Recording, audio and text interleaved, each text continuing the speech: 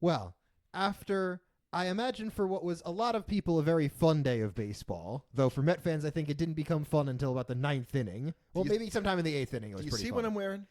I'm wearing black because I was anticipating a mournful podcast here after the doubleheader today because what would have been Metsian would have been for them to lose both games and be out of the playoffs. And so you were home today working, and so you were able to kind of follow the games at least more closely than I was from where I was. I don't say I watched every single pitch, but I heard every pitch if I was doing something else and listening to it. I was following updates when I could. So for me, I didn't see the drama that was the eighth and ninth inning. So, I mean, I think you kind of need to take us. What was that like as a Met fan going through that? Well, and as everybody now knows, right, if the Mets were to have split the doubleheader today, and all Mets fans knew this, and Braves and Diamonds fans, they would go to the playoffs. If they, just like the Braves. If just they like split, the Braves, they go. If one team swept, that was the only way you wouldn't make the playoffs. So that's why I said, I just thought, oh, here's how it's going to go.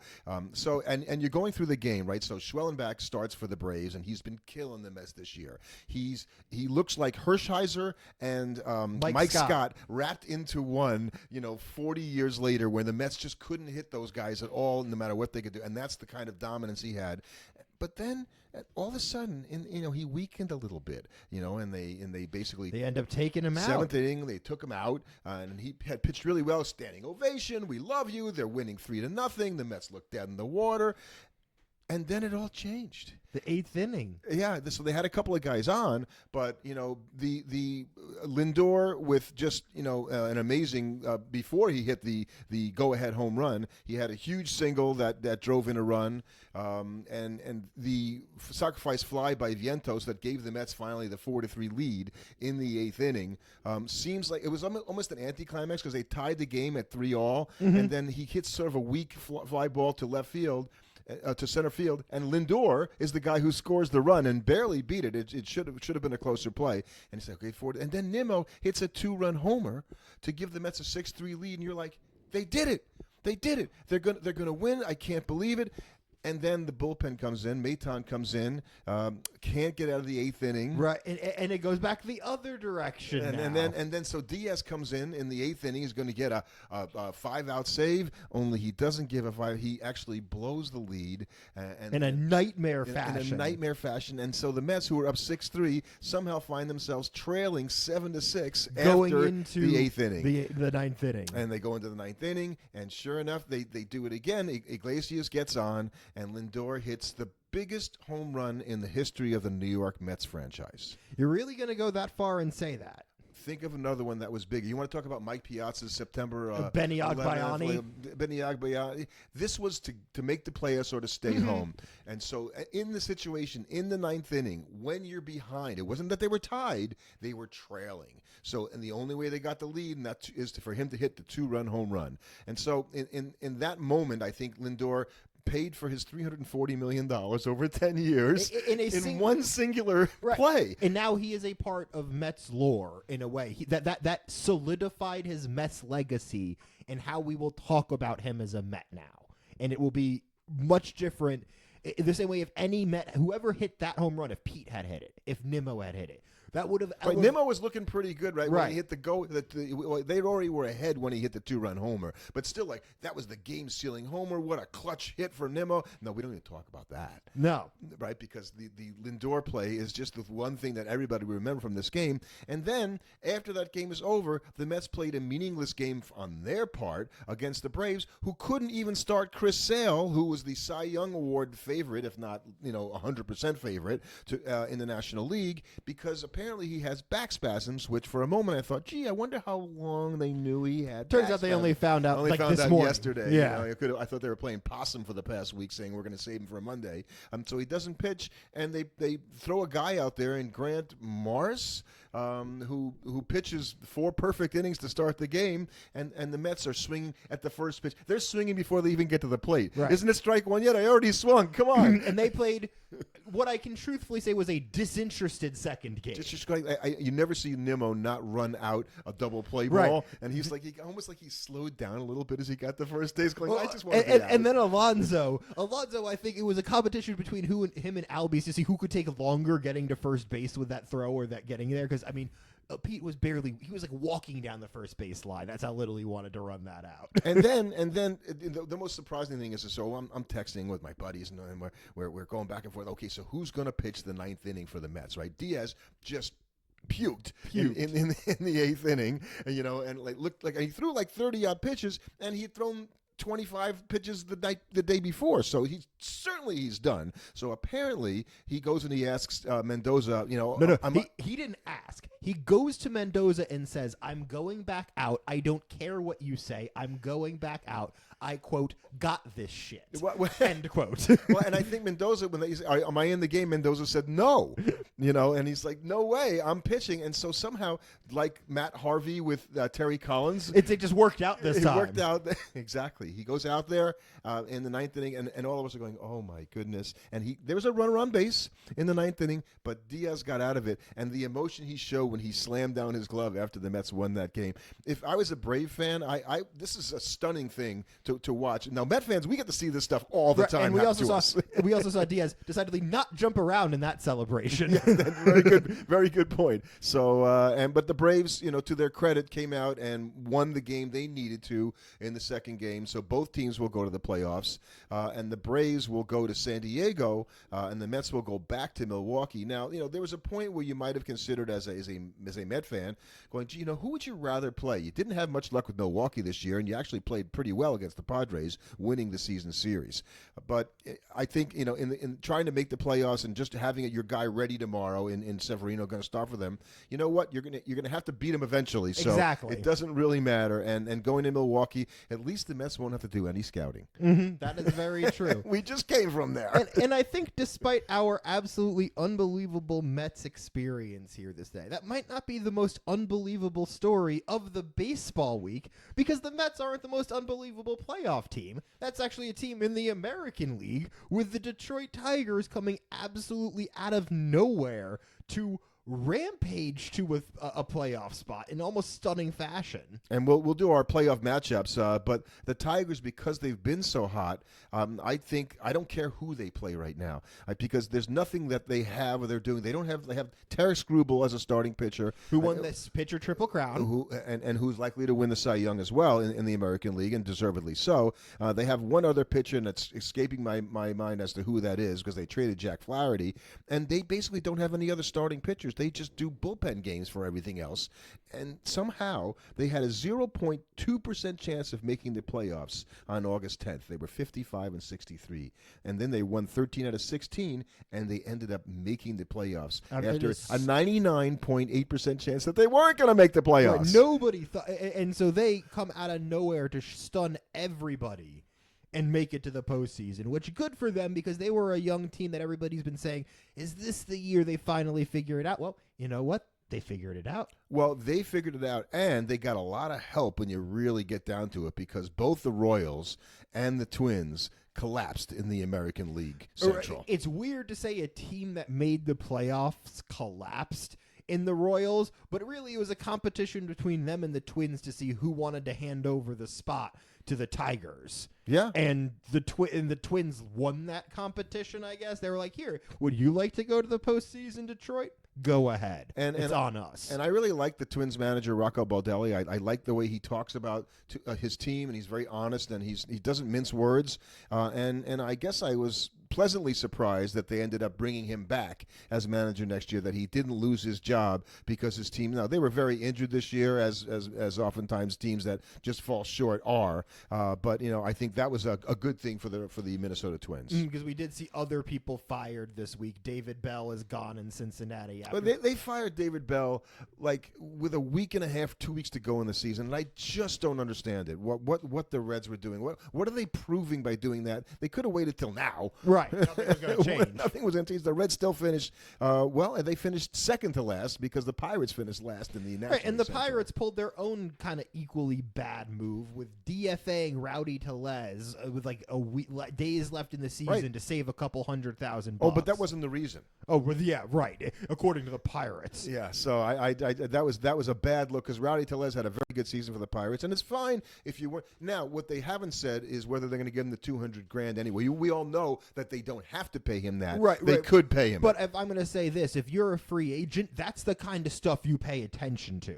Yes. And that's why it can be difficult to sign players. Because if you're some player and you're saying, okay, well, they're offering me a little bit extra to come in Pittsburgh, you have to be thinking, are they actually going to pay me? And Pittsburgh also had an interesting situation with Paul Skeens, because I was kind of jazzed when I saw him pitch in the game on Saturday that they're going to start him. Like, you could have just shut him down, and his season would have been over. Nobody would have been out of the playoffs and all that stuff. So he goes out there, and he's going to pitch in the last game, and that's really studly, except they pitched 2 innings and they pulled him. I don't understand. Why do that? Why even have him pitch to begin with? So I think he probably has, now maybe the inside track for the NL Rookie of the Year, but we've talked about that a little bit. There are a couple other guys in Churio, and more likely Jackson Merrill, I think, who also might be the favorite there. And on the Reds, we talked about the Reds, just finishing ahead of the Pirates in the National League Central. So something happened this week, and I had written about this, and we had talked about it in terms of the unwritten rules of baseball episode we did. And T.J. Friedel of the Reds this week bunted to break up a perfect game in the 7th inning with his team trailing 2-0. And is that bad form? And I say no. And I think most people, I'm not saying most people, I don't know about that. I think there are a lot of people that bothers, because it seems like it breaks one of those rules of you don't bunt to break up a perfect game. It's not a no-hitter, it's a perfect game. I only have a problem with it is if it's somebody that would never, ever normally bunt. And so, like, my example was, if it's a 1-0 game, and Pete Alonso comes up in the 7th inning, and the third baseman's shifting him, and he goes and he tries to drop a bunt down the third base line. I'm opposing that not as a baseball fan on the moral purity of baseball and how dare you try and break up a perfect game that way, but on that, it's a stupid play for Pete Alonso to be bunting when he could just tie the game with a single swing. Of course, I have this vision in my head of Pete Alonso push bunting up the first baseline, charging down the first and baseline, just leveling, and the first baseman just running into the dugout going, I'm getting out of here. This guy's too big. Right, but so that's where I would have an issue with it, just because there's a way that bunting there feels spiteful on the batter's But it wasn't, part. and the Reds ended up tying the game. Right. And they ended up losing the game eventually. And a guy that could conceivably bunt. Right. Like, if J.D. Martinez dropped a bunt during a perfect game, or Mark Vientos, who, I think it doesn't matter how good a bunt. So even if it's a 2-0 game, that still shouldn't happen, you're saying. Right, because what is Mark Vientos getting on first base going to do for us? He's still just the slowest man on earth. It's not like he's scoring from first base on a single or something, or on a double. He's still a double play candidate. So him dropping a bunt to get on base really just feels like them trying to play around a little bit. So that's where I take umbrage with it.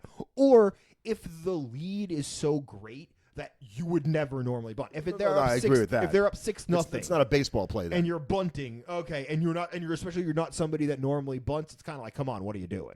So we started with the Mets and the Braves, and one of the things that we didn't talk about was the reason that they had to play a doubleheader here on the day after the regular season ended, and that is because the league, MLB, you want to say it's Rob Manfred, did not intervene last week when they saw Hurricane Helene was going to hit Atlanta, and everybody kind of knew at the beginning of the week that Thursday was definitely going to be a rainout. That was the third game of a 3-game series schedule between the Mets and the Braves.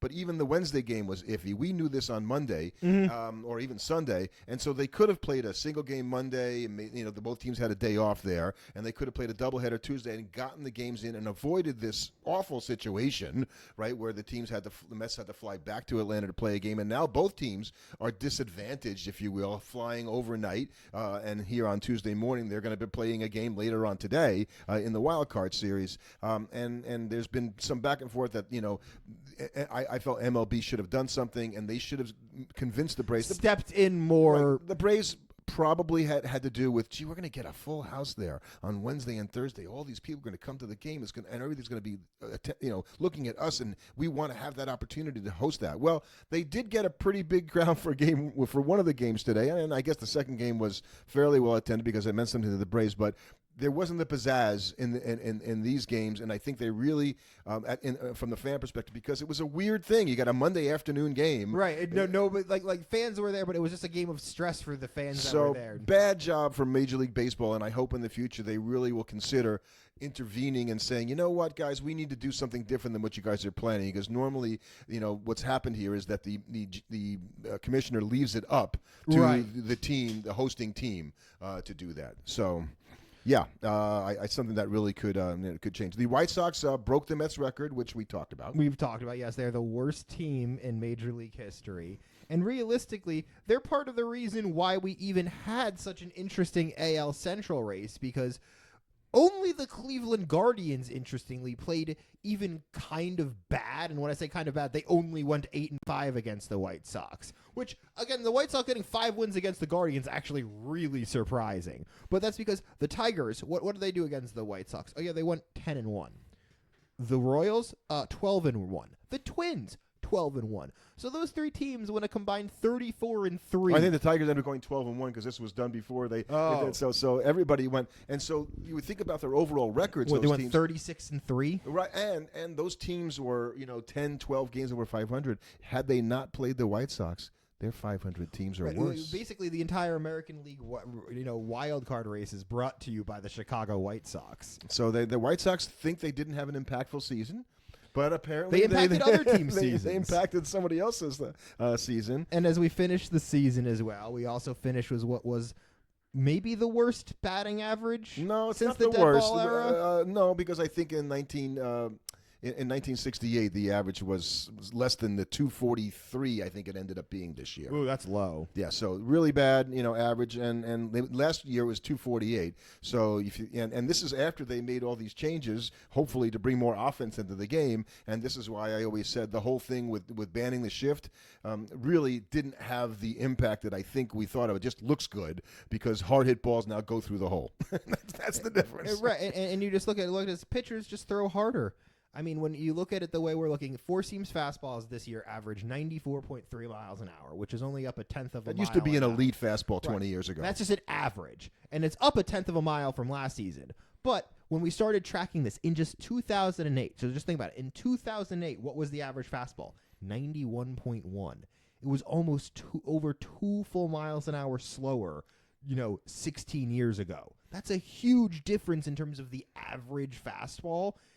I mean, wow. Right, there comes a point of diminishing return, right? When you go from 91 to 94 or 94 to 96, that less time. That amount of jump is bigger. It makes it going up 2 miles an hour from 96 to 98 is a lot more impactful than going from 2 miles an hour to 4 miles an hour. Now throwing 98, and we saw guys, I saw today in the game today, guys throwing 98 mile an hour fastballs and pulling them because they knew it was coming. So these are major league hitters. If they know it's a fastball, it doesn't matter how. You could throw it 110 miles an hour. The guy's going to get it early and try to hit it. Right, and you have more guys coming in. You have more bullpen guys being used, and so what you end up happening is you just have arms coming in with just constant high velocity. And so that's got all, Pete Alonso said, it's like every day, every single team is throwing guys that throw 97, 98, 99 constantly. And yet despite that, we saw one of the lowest percentages of four-seam fastball use as it dropped this year to 31.7, which is the lowest since they started tracking it. Yeah, and I think that the two-seam fastball sort of became a bit more popular this year because of the movement that it has, and if you can locate the thing, and look, guys are getting hit a lot, and I think some of that has to do with the movement on things like that two-seam fastball. And pitchers are now adapting where it's like, okay, well, velocity and throwing fastballs is enough to get these guys out, so now they're adapting wider arsenals, and so you're having guys to regularly throw more pitches because if you can throw 6 different pitches for strikes, it's a lot better than 3 when guys can hit all of them. So, and I just wanted to mention one more thing about the Mets here, and that they are the 4th team in the history of Major League Baseball to make the playoffs after starting a season 0-5. And now, obviously, when we just had one team in each league going to the World Series, it made it a little bit more difficult to have a lot of teams. So the first team was the 74 Pirates, the 95 Reds, and the 2011 Reds.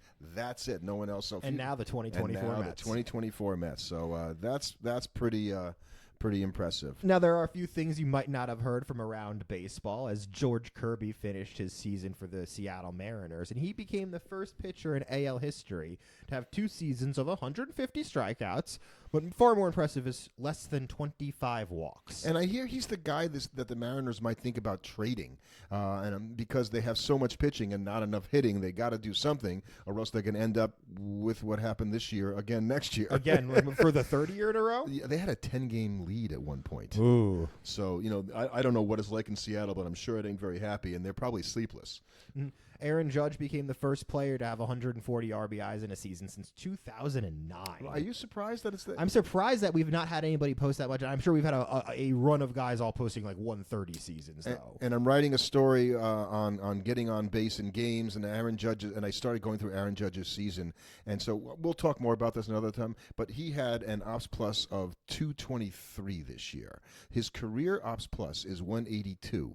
That is not the highest in history because Babe Ruth has that, but it ties Barry Bonds for his career. Aaron Judge had, I think, an 11.2 F-WAR season, which is the highest non-Bonds F-WAR since like 2000 or something. Which, you feel really bad for Bobby Witt Jr. because he posted the best non-Bonds, non-Judge season, and it's just like, yeah, that's kind of how you have to quantify it. Where it's just like, okay, there's Barry Bonds, then there's Aaron Judge, and then there's literally every other mortal trying to play the game of baseball. So the best guys that have done that, by the way, are basically Hall of Fame type players. So I don't think there's anybody on the list of, well, Betts isn't a Hall of Famer, but Cobb and Collins. So you talk about the company that you keep so when you do what Bobby Witt Jr. did right, this so year. Bobby Witt Jr. this year had a 9-WAR season before he turned 25, and basically anybody else that's done it is either in the Hall of Fame or should have been, or is Gunnar Henderson, or Shoeless Joe Jackson, or is Gunnar Henderson and Mike Trout, who are still playing. Right, not eligible because Right. and Bryce Harper too. Yeah. So that's a pretty impressive list. And I think kind of, finishing it out here, we were now looking ahead to a very exciting postseason, and we have certain teams that are there, as we talked about with the Detroit Tigers, who were certainly helped by a lot of BABIP luck, so to speak, in their direction over the second half of the season. Yeah. They had from August 11th, so about the time they got really hot, they had a batting average in balls in play, BABIP, of 318. So that means in terms of balls they hit into play, they had a 300 batting average on them. Spoiler alert, that's really high. So that's hitting them where they ain't, literally. Right. Now, that is an improvement. They had a very low BABIP for the beginning of the season, so they were compensating for that. But what's more interesting is the fact that their pitchers over that same period had the third lowest BABIP on their stuff. People only put they were hitting 252 on BABIP. That was what their average was against Tiger pitching.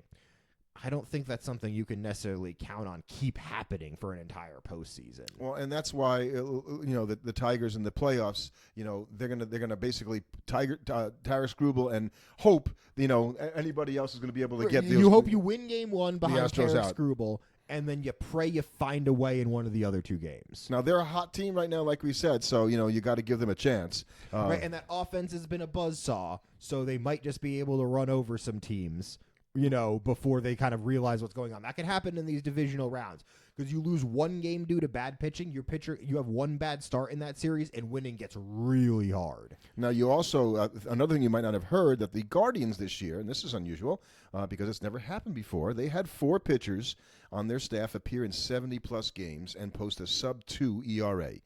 That is the first time ever, and the 2003 Dodgers had 3 of those with Eric Gagne, Guillermo Mota, and Paul Quantrill in 2003. So having 4 guys pitched in 70 games and to a sub-2 ERA, that's why the Guardians are a team to be reckoned with in the playoffs. And you just have to pray that you didn't run them down during the season.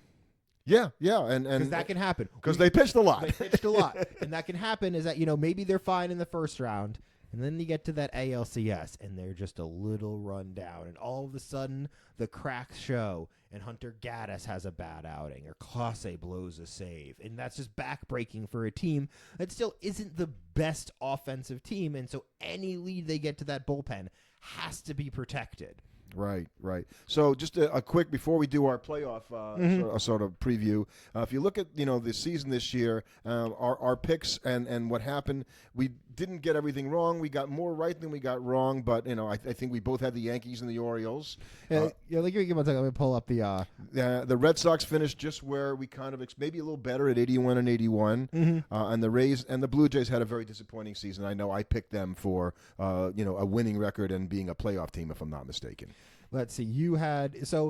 Interesting. You had the AL East correct. You had the Yankees finishing above the Orioles. I had the Orioles finishing above the Yankees. So we both felt, we both had that. We look, and so we kind of moved to the AL Central, and then this is where you look really good because you at least had the Guardians finishing second. We both had the Twins finishing first, and we look bad for that. I had the Tigers second and the Guardians third and the Royals first. So really, it's mostly shame on us for believing in the Minnesota Twins. Yeah. Well, and they had been, I still look at that team thinking, I don't know how, they did this. Their pitchers just really let them down this season, and they were injured most of the season with some key players, including Correa and Christian Vasquez, really being injured. And again, shame on us in the AL West for ever thinking Doubting any other team besides the Astros can win that freaking But division. remember all season long we were talking about and when the Astros were then you're like, come on, Dad, are you going to give up on the Astros? Yeah, they're in last place. I didn't want to believe in them. And I'm like, I just and they won. Yeah, and then we both had the Rangers winning that division, and they could never get out of their own way. No, it was just a snake bit season for them. I picked the Mariners to finish second, so I guess I get credit for that, but I feel like I get less credit for that when I had the Astros finishing third. And so and the Athletics somehow in their final season in Oakland, slipped ahead of the Angels. Only 3 teams in Major League Baseball lost 100 games this year.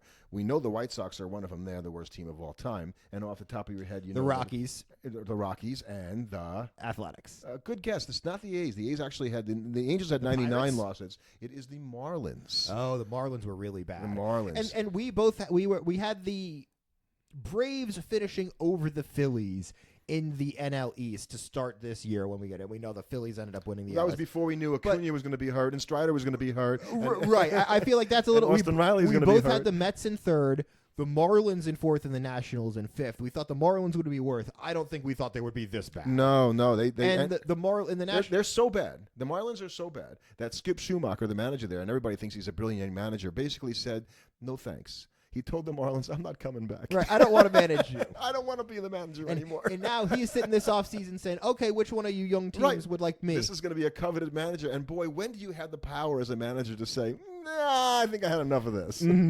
Well, I think you might have said that we should have both had enough of the Cubs in the NL Central because we both had them winning that division. And I guess the Craig Counsell effect was not as effective as the David Stearns effect because the Brewers left. I had the Brewers finishing second, which just feels like a moment of pure luck on my part. I still can't figure it out how the Brewers did it, and yet I've watched them beat the pants off the Mets 5 out of 6 times this year, and they kind of have the Mets number, and it's going to make this series very difficult because the Brewers know what to do against the Mets. Yeah, and then St. Louis, I had St. Louis and Pittsburgh finishing 4th and 5th, which I felt pretty good about. And I had Cincinnati 3rd because they just can never seem to get out of their own way. Yeah. And then the only division in which I think any of us predicted fully correctly was me with the NL West. You. Yes, because I got the Dodgers, the Padres, the Diamondbacks, the Giants, and the Rockies in order. And there was a separation, by the way, from all. It wasn't like the teams were like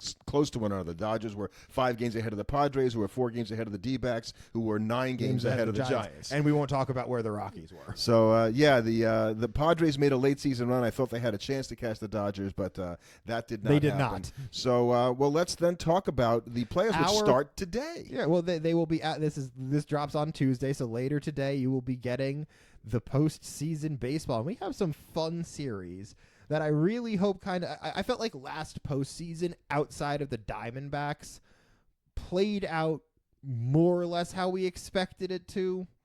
Well, the Braves losing and the Dodgers losing. No, the Diamondbacks were the big outlier. Right. I think so. That is what happens. And who's the hot team right now? We're going to have the first series. We'll just get the Mets and the Brewers out of the way. That's a 3-game series. First 2 games in Milwaukee. Third game in New York, if necessary. Logic says a lot of the momentum is in the Brewers' favor. They just handled the Mets pretty well in the series. They played them really well this year. The Mets are running all around the world playing a doubleheader before these games while the Brewers just sat there going, yeah, sure, run around today. We'll play you on Tuesday. So I have to think logic says that's a likely Brewers victory in that series. But the Mets fan in me is like, well, the Mets could do it. Well, I know who I'm going to be rooting for, that's I know. for sure. Right, and then the Padres-Braves series should just be a really good series over there. I got to think the Padres are probably the favored team in that. Just I like the Padres because I just think the Braves, like the fact that they got there and they're did the this, Walking Dead. You know, it's impressive. And Snitker, who won't win Manager of the Year, I said before, probably deserves it because how he managed to keep that team together, losing all those guys and have them and pitch well. And without Sale now, if he's really going to be injured, I don't see it. And over in the 4-5 matchup in the American League, we sort of have the matchup of two teams who can't get out of their own way right now with the Royals and the Orioles, where if I look at these two teams on paper, the Orioles should win this no problem. They almost kind of have to win this. But they've played so not great over the second half. And their pitching is a shambles in the starting pitching. Right, I'm like, they could lose this series. And if they lose this series, that team, like you're just like, you'd be like, oh no, what are they still? Like, if they had not went and got Corbin Burns because Grayson Rodriguez is out for the year. Right, other pitch Flaherty, you know. This young pitching you were hoping were going to come along to buoy this team really hasn't. And the Jackson Holiday experiment has continued, much to the chagrin of everyone involved. And the Royals they'll put up Cole Reagans in Game 1 against Brady Burns. Singer. Good. They got some good young pitching. Seth Lugo. They're going to throw some pitchers at you. So if you're off now, I still think the Orioles should end up winning that. Me too. And I really would like them to because a Yankees-Orioles ALDS would be a really fun matchup. And I think that KC can kind of look at it as, you know what, this wasn't our year anyway. And it was mission accomplished. We did really well, and so they can lose. As Baltimore did that last year, they need to win this year. Right, but KC, Detroit, and the Mets are all kind of in that position where, like, making the postseason was the goal, and however you do in this round really isn't going to be too much of a poor reflection on your season. Teams like the Padres, teams like the Orioles, the Astros to an extent, more so the teams that are waiting in the ALDS kind of have to do a little bit more. And in the last series, it's Detroit playing with house money against a Houston team I cannot figure out for the life of me. Well, you know, and the pitching has also been, you know, very injured and very iffy for them. If you remember, I assume it's going to be Valdez and Ronel Blanco, and I don't know who else is going to pitch for them. Are they going to try and prop up the corpse of Verlander? Yeah, for exactly. A game? That's what I'm saying. They can't go. Although if it's the Tigers going, well, hold on a second. It's not like we have a bunch of pitchers we're going to throw out there either. We just have kind of destiny on our side right now. There are and so you're going to look at what really matters in the playoffs. Experience or being hot. Yes. You have an incredibly experienced team over in Houston who knows how to get it done in the postseason, but you have the hottest team in baseball facing them. So that's a really tough series to predict because you just don't know how the teams are going to respond. So in these best-of-3 series, if you had to pick one series where the lower-seeded team was going to upset the higher-seeded team, which one would it be? That's a really tough pick because I think, I guess, in terms of likelihood, it's probably, to me, one of the NL series. Because I think both of the upper seeds in the AL are much better teams than the teams they're playing. Like, I think Baltimore is just a better overall team than the Kansas City, and I think the Astros are a better overall team than the Tigers.